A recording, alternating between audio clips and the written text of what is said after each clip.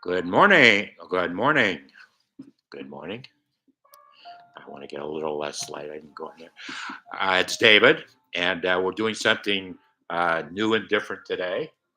Uh, First, I want to thank the folks at the Fort in Fort Mitchell, Kentucky. Uh, Bill, first time I've done a live streaming from Mitchell. Welcome. Oh, in Kentucky. Welcome to Kentucky. And you don't live in. Oh, you live in Fort Mitchell? Edgewood, nearby. Yeah, next town over. Okay, so if you've been following me, you know that you have seen a couple um, live streams that I've done with Bill. Actually, if you go to my YouTube channel and look at the second tab up on top, you'll see some more videos that I've done with Bill. But uh, Bill and I first met in 2005. It's been that long. It's been 19 years. 20-ish, yeah.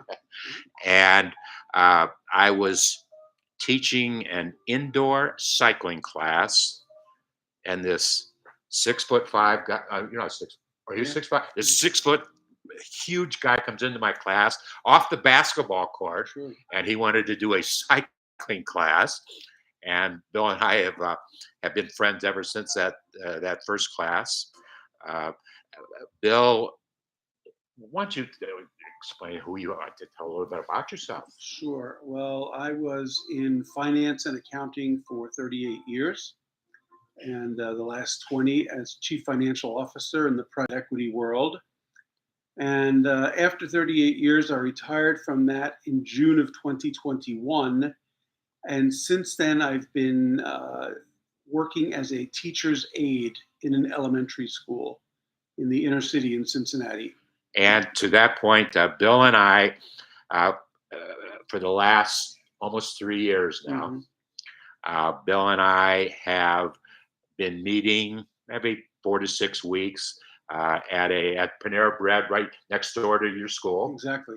Yep. And we've had quite a few meetings, but I'm blessed because Bill is the one individual who absolutely knows everything that's on my mind in terms of the project and what we're doing, because there's no better sounding board for an idea than a CFO. Now, I say that because I don't know if I've ever said this to you before. I've had some situations in my life where I would not do my first presentation to a company, to marketing folks, creative folks, whatever.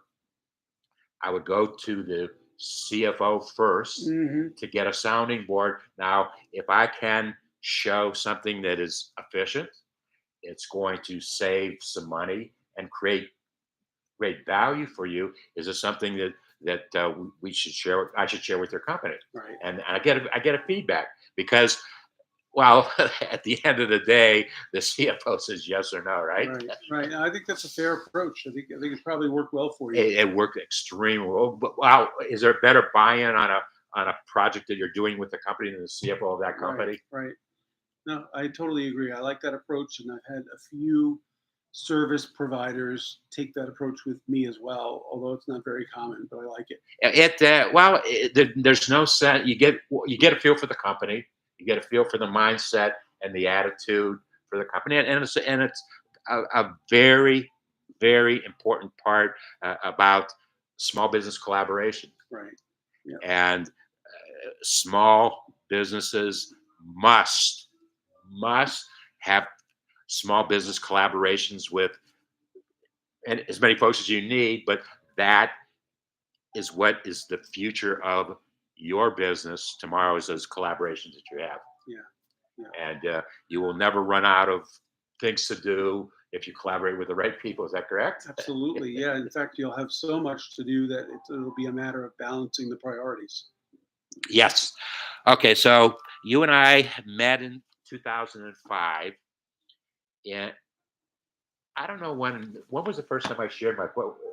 A couple of years ago, maybe 2 years ago. That's it. I think so. Yeah. Well, I wrote the book in 2007. Right. Yep, I looked at You it. mean I didn't come into the class and read you questions and get your answers to the questions? No. And that is amazing. Well, the reason why I wanted to bring the book today is because it showed. Well, the book shows where I was in 2007, Right. and here we are today in 2024. I wanted to share a couple things here because um, when I wrote the book, Bill, as you know, I did it as a workbook. Right. And the concept was I'd ask a question. There were literally 749 questions in the book in 6 different chapters. I wanted the small business owner or the uh, school person. I had I distributed about 1,000 of these books or more into the Cincinnati elementary school system. Mm-hmm.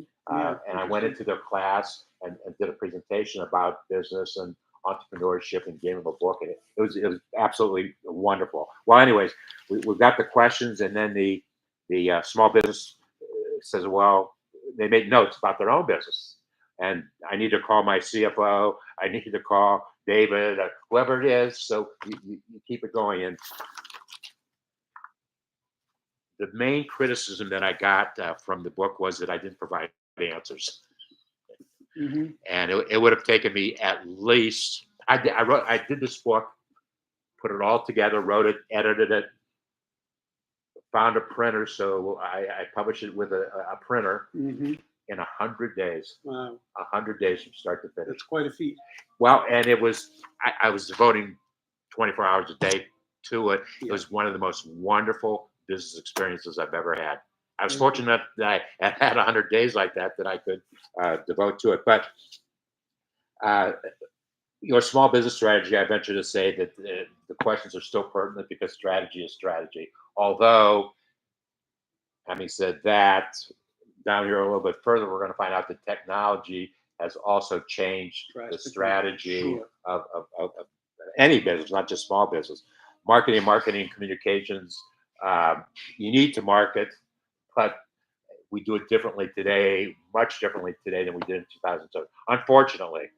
Unfortunately, because I I have found as I've researched the Cincinnati market for Project 2024, there's a different mindset of business owners, big or small. Mm-hmm. Because as you know, I've spoken with large businesses in the market, small businesses, and there's the internet, the trust to gain somebody's trust is unbelievable today than it was in the old days. Right. And that's not a bad thing, but it's just because internet and so many uh, bad things are going on, and that it takes time to build that trust. Let's digress for a moment and talk about technology in today's world. I said, would you be comfortable if we had a little bit of a conversation about artificial intelligence? Yeah. Yeah. Uh, I think, excuse me, as I get deeper and deeper into artificial intelligence, I don't want to use it because I've been creating originally for 53 years. So I don't want to say, well, I don't want to do an image that somebody else has projected for me. I want me. Right. When you get into artificial intelligence, you don't know where it's coming from, how it's been generated. It's just the way things work. So, what have you seen? And I know you don't study technology, but what have you seen? What are your impressions of artificial intelligence? I think there's. You said it right. I don't study it, and I don't have a great knowledge of it, but uh, it's a couple of anecdotes I could tell that really illustrate how artificial intelligence can be good or beneficial, and how it can be the opposite. And so, one example that comes to mind is the Beatles. They released a song called "Now and Then" within the last, I don't know, let's call it 6 to 12 months, something like that. The Beatles did. Yeah. And now you say, okay, how could that be? There's two Beatles are deceased. They Right? did it by artificial intelligence. Yeah. So So the again, the good part I think is from what I read, and I read a lot about it. In 1977, John Lennon recorded the beginning of a song at his piano in his home on a simple cassette recorder. I never completed it. Never completed it. It was 1977.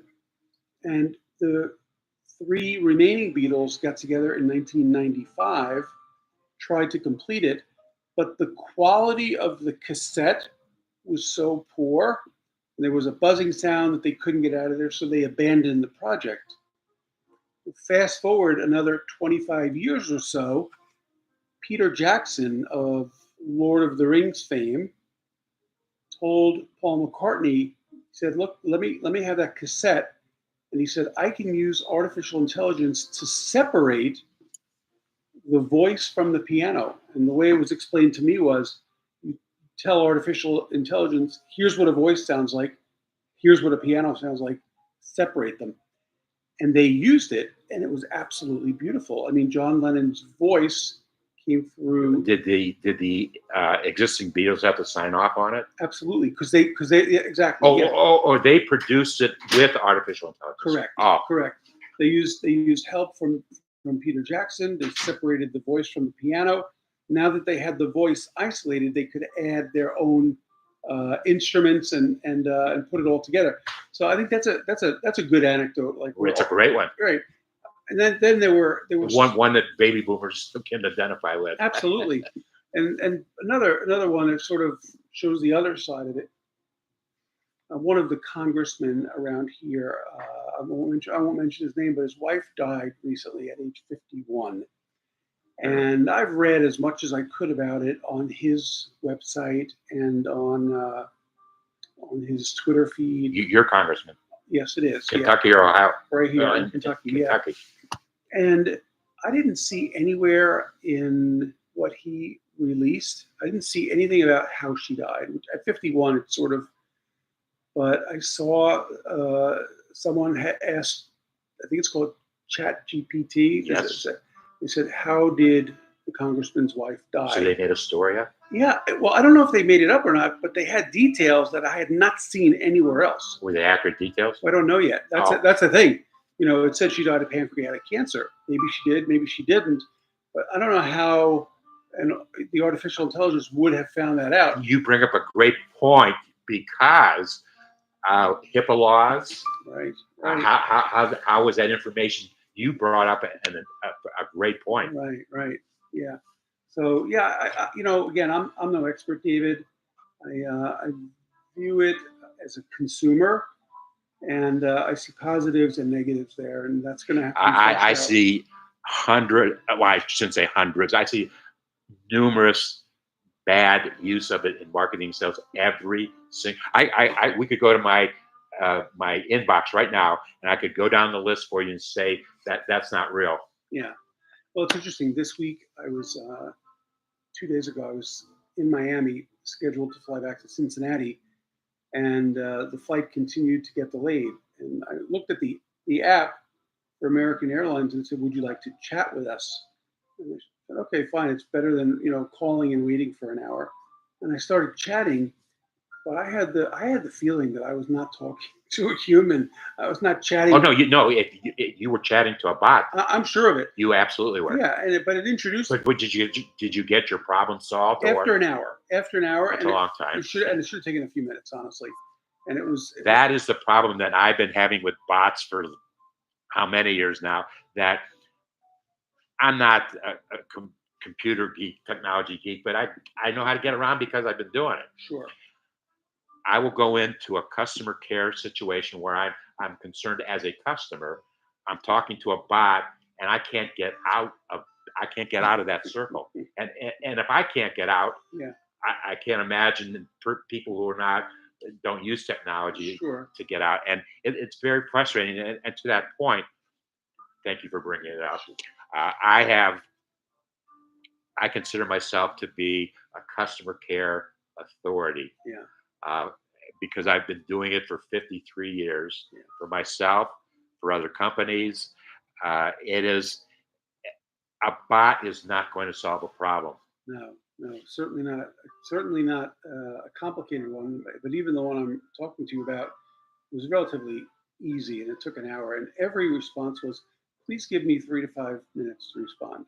And I thought that's a weird response for something that should come automatically, But So you asked, and they said it'll take me 3 to 5 minutes to get that answer. yeah, and then That is and then interesting. it would come back and say, here's what I found out. Is this useful? And sometimes it was, and sometimes it wasn't. But I'd say, yes, but could you also tell me this? Or could you send me, yes, please give me 3 to 5 minutes. And just waiting and Not waiting. while and the application that you were using Yeah, for American Airlines, yeah, hundreds of people were trying to do the same thing because they had a problem. absolutely. Yeah, So probably you've got more. all this demand and well, okay, as a CFO, Yeah, okay, as a yeah, CFO. So a company set you get a presentation for the technology that will solve customer care problems by automation and not by humans. And the CFO says, wow, we're going to save a bunch of money. right. Now, at what point does the CFO say, no, wait, we're not doing the customer justice if we get too carried away or too far away from the customer. Yeah, How would you as a CFO respond to that? yeah.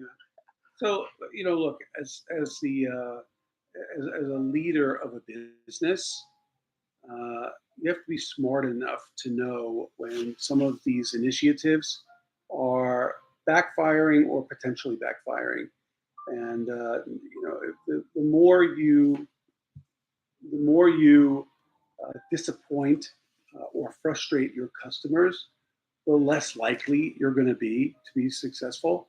And these things take some time too. It's not like overnight I'm going to stop using American Airlines because of this one bad experience. But if you have it over and over, there will come a point where if I have a choice, let's say a Delta and an American flight leaving at roughly the same time, costing roughly the same amount of money, it becomes easy to say, okay, I've had There these are issues. no shortcuts to providing great customer care. I agree. There are no shortcuts I agree. because what you're essentially saying is that customer is going to have the same concern as 1,000 other customers at that same time. So we're going to put the technology in place and we're going to interpret anticipate the answers and the questions, but they're not talking to me or you, Right, right. That's right. and you have a special need. They're looking for sort of, The shortcut.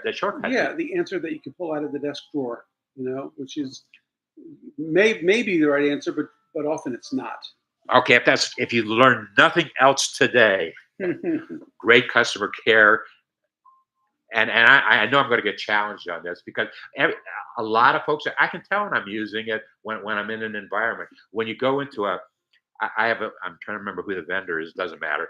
I'll go in and a bot will evaluate my question the Hmm. best way that they can. Hmm. And I know I try to trip them up. So then it gets elevated Right. to somebody else. Now, the second person becomes a little bit more personal, but not still the expert. So I have figured out how to get around that and get to an individual that's calling me David, and I'm calling them by their name, Right. and Right. we're getting a solution to the problem. It's sort of a shame, I guess, that it takes that much time and effort. It's a sign of the times. Right. It is. It is. Yeah. It's wow. I got you. Got me. I got you, sir. You got me, sir. Yeah. Exactly. We could go That's on why. and That's why we make a good team. on. Okay, so actually, you probably would be interested in small business money issues, wouldn't you? Hmm. Have I ever given you a book? You I did. have. I You did. have. Yeah. Okay. Yeah. You did. Uh, well, I'm joking around here, but my point is, if I were to revise the book, bring it Yes. up to date, Yeah. two of the chapters I would throw out altogether. Hmm. Healthcare, because healthcare in 2007 infinitely different than healthcare today. Right. Not even. I don't even think close to one another. And What did that refer to when you say your small business healthcare issues? What? your small business, Yeah. meaning your Yeah. the individual. Well, do you want to look at some of the questions? Yeah. Good idea. Let's do it. Page 96. That's interesting. I never went back. I actually I haven't visited that chapter in years. 2004, I made a decision. I actually, I don't know if I ever told you this. I got a health insurance license at one time in my life, I didn't realize that. and I only did not to sell insurance, but to be an authority, so that when I shared information with small businesses, it was accurate information. You had credibility, yeah. Credibility. Yeah. That's the only reason why I did it. I've had a lot of issues with healthcare, as you really know. Okay, is affordability the primary concern of healthcare coverage for your small business? Well, that question still stands. Yeah. Yeah. How should small businesses be able to pool resources for affordable healthcare coverage? That's kind of a creative type question, isn't it? Yeah. When you're Yeah. pooling resources. And people do that. I think it's still relevant as well. Is it relevant? Yeah. Man, I was that smart back in 2007. With regard to healthcare, do you know the difference between a broker and an agent? Uh, that's an important question. It's not going to change. Hmm. And actually, I got my current Medicare supplement coverage from a broker Hmm. that I met at the Norwood Y. Oh, is that right? I met him at the Norwood Y. You meet all your contacts at the Y, or a lot No, of no, just some of the good ones. yeah. Well, and so that folks who don't know the difference between a broker and an agent, a broker will represent in a couple different ways. They will represent insurance companies. Hmm. They will either be direct agents and able to sell the product of that company, or they'll just be able to do referrals. Uh, Brokers, for the most part, have to be licensed to do what they're doing. A Hmm. broker, nobody can quote a price without having a license. Right. You are not allowed to do it. So agents obviously can. Brokers should represent broad interests, not just individual company interests, but two or three or four or five companies. I actually had my broker presented me. He got the information about me and presented uh, three different options, Right. and we could look at the ups and downs of pluses and minuses of those three and made our decision. Right. And the decision I made, for me personally, I have the greatest coverage that I, unfortunately, they only underwrite in Ohio. I see. So if over here in Kentucky, Yeah. I could not live in Kentucky and continue on with that. I'd have to change carriers. I see.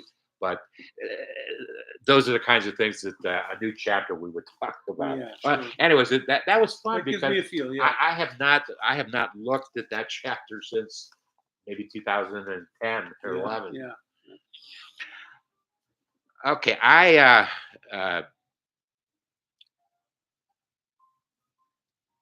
why don't you share your feelings about how it was doing business? Well, let me step back a little bit.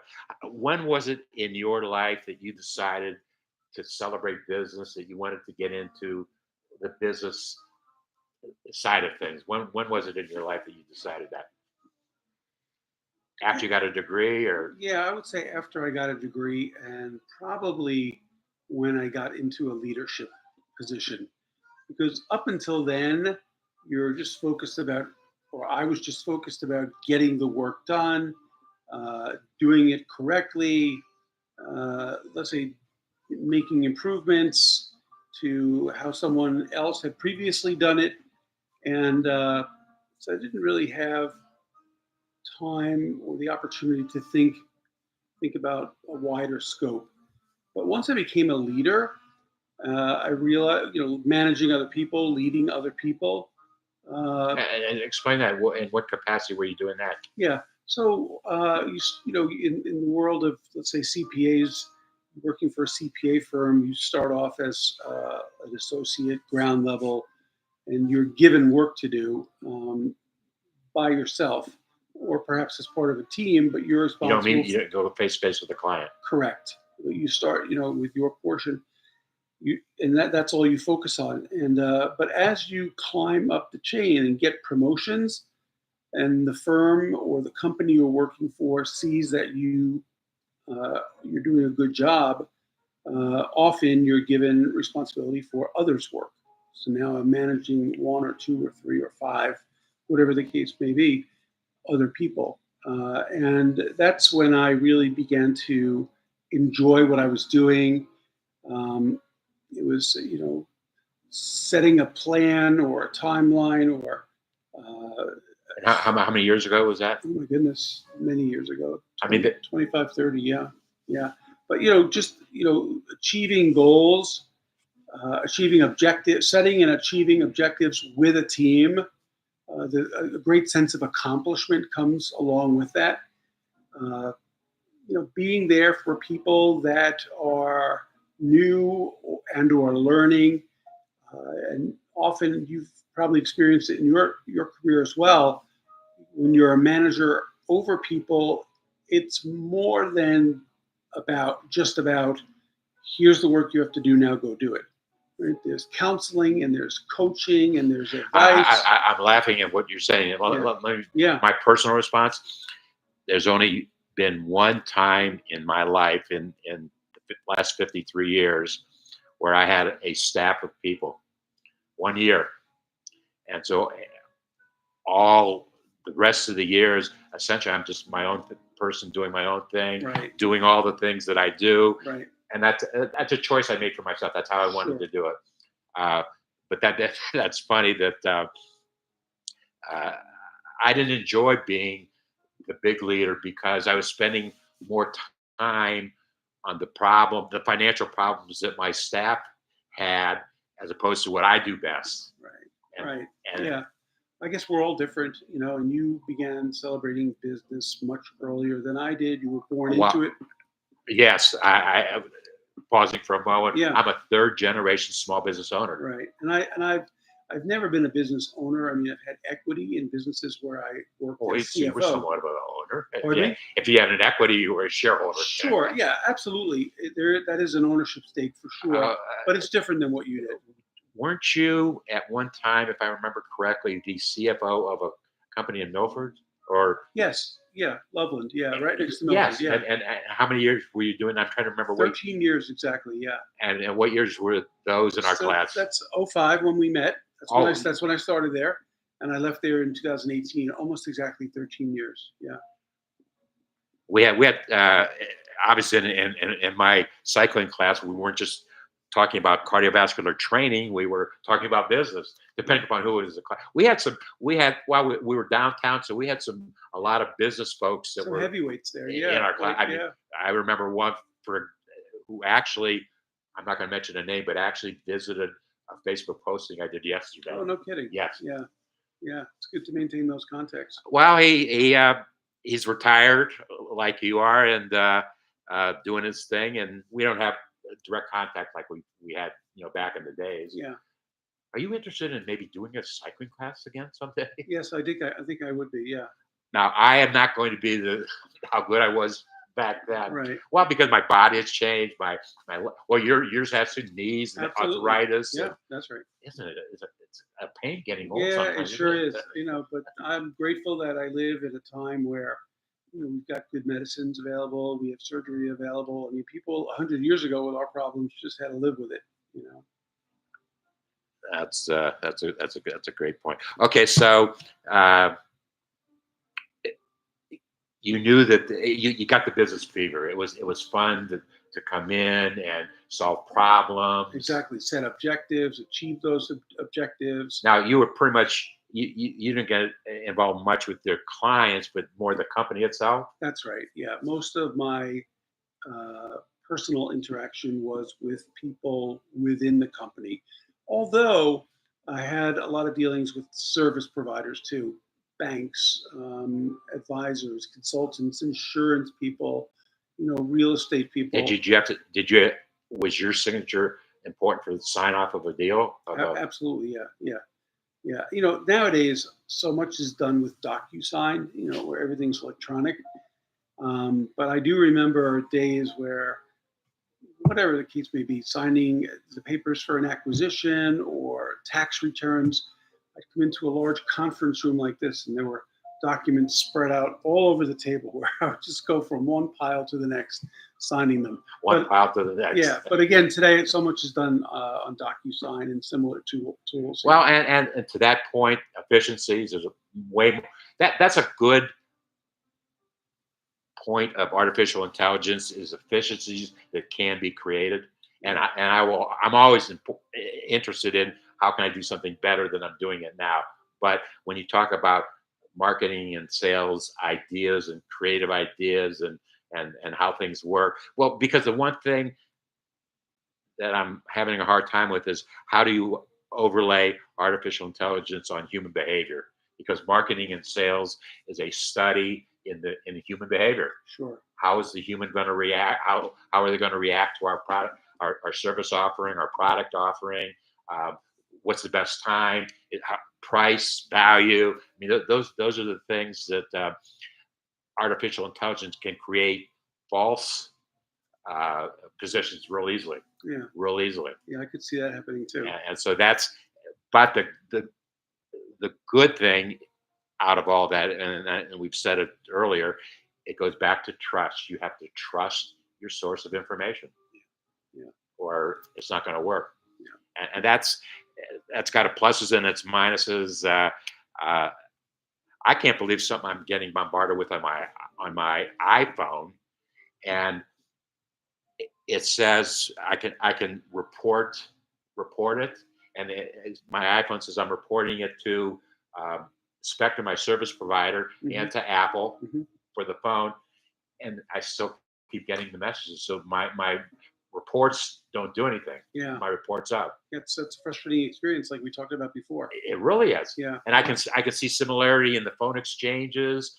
Uh, and actually, the crazy thing about it is artificial intelligence. They're they're using somebody else's name with their trying to sell, not my name. Yeah. So how are they able to associate my name with a phone number that's not mine? Yeah. Yeah. That's scary. It is. Yeah. That's very Yeah. scary. It sure is. Okay, I think we've been chatting for 32 minutes All already. right. What's Fast. what's the average length of our chats? We Probably usually, about. yeah. Although we meet usually for an hour at Oh no! Panera. Wow, that's offline. Right. But yeah, about 30 minutes. You're I know you're real down. I've got an hour, David, and I'm out of here. right. That's okay. Well, back to that for a moment. When you've got those kind of limited, you get down to the main points of discussion. Yeah. You get busy quickly, and I'm you have to using be I'm using efficient. my time, Yeah. and I want it to be used this way. And you've got an hour to use it this way. Yeah. If you deviate, I'm out of here. Yeah. I I did want to share one other new business idea that you have not heard from me, Hmm. and it's amazing. And I had an epiphany about it, and it was only about 5 hours ago that I decided I was going to talk to you about it Oh, today. cool. Just about 5 hours ago. Hmm. Uh, do you remember the day when a newscaster, very popular, one of my favorite ones, Hmm. whose father was a professional basketball player? You remember that? I did not realize Connie that. Durkee was her father. Oh, I didn't realize that. Yes. Yeah. Well, look how big she's. Sure. Well, uh, uh, Miss Durking did a television broadcast, uh, a live television broadcast. I think it was Channel 12 back in the I yes, think that's right. from Fountain Square. Hmm. Uh, I have this thing that I want to do about doing a business, uh, online business thing from Fountain Square, Hmm. and within Fountain Square in a 3 mile radius, 2 mile radius, there's several hundred businesses. Sure. So how much fun would it be for me to go and meet the folks and then do live streaming with the folks I met about the value that they bring to the marketplace? Hmm. And I'm really getting excited about it. Yeah, that sounds like a cool idea. And it's going to happen somehow. Hmm. It's Yeah, going to happen somehow. let's do it. Let's get Well, Bill, I want to thank you for being my friend. it. That song goes way back. Yeah. Uh, we've had a lot of fun, and I definitely appreciate our face to face meetings where I throw ideas off of you, and I get a practical, Yeah. down to earth, business reaction to what and I'm talking about marketing and sales ideas. Sure. And back to what I said, that get the buy-in from the CFO. Hmm. If you get the buy-in from the CFO, it's going to happen. Yeah, I totally agree. It will happen. Yeah, totally agree. So thank you for being my CFO brainstormer. Yeah, I enjoy it. You always have creative new ideas, and That's what I'm all about, man. yeah, but creativity, and it's fun listening to them. Okay, well, thank you. And for the folks who will be looking for a every Saturday, a small business Saturday that I do every Saturday morning at 10:30, at 10 o'clock, whatever time zone I'm in. Tomorrow, I will be on a bus at that time. Hmm. I'm not going to do a live stream on the bus. I That'd be could, tough. I Yeah, probably could, yeah, but the yeah, bus driver will say, "Keep it down over there. yeah. True. Keep it to yourself." So we won't have a every Saturday, but I might just put our conversation today, Yeah, post it that way. I don't know. It yeah. doesn't matter. Makes sense. Yeah. So thank you, and uh, who knows what's going to happen in our next meeting? Oh Yeah. my lord! I I am now so motivated and psyched up to carry forward that And refine your plan. I'm excited about it. Yeah. Well, you're always excited, but I'm happy and excited to see what happens as you refine your plan. Okay, thank you, and thank you for your time today and your time today. And uh, you can catch all the things I have probably on my YouTube channels. Well, I have. I this is tomorrow will be the 28th or 29th. Every Saturday, Small Business Saturday, because I started on January 1 Hmm. and have numbered them. So tomorrow, I think it's 28 or 29. Hmm. Uh, you'll see all of those. You'll see. You will be able to see videos that I produce. I think the oldest one on there is for sure 10 years old, Hmm. and it's a lot of great small information. That's what we're all about, specifically marketing and sales. Challenge me, challenge me with a marketing and sales problem, challenge that you have, and we'll figure it out together. We'll figure it out. And thank you for your time today. And maybe the next time that we see one another will be the very best time. Enjoy your day.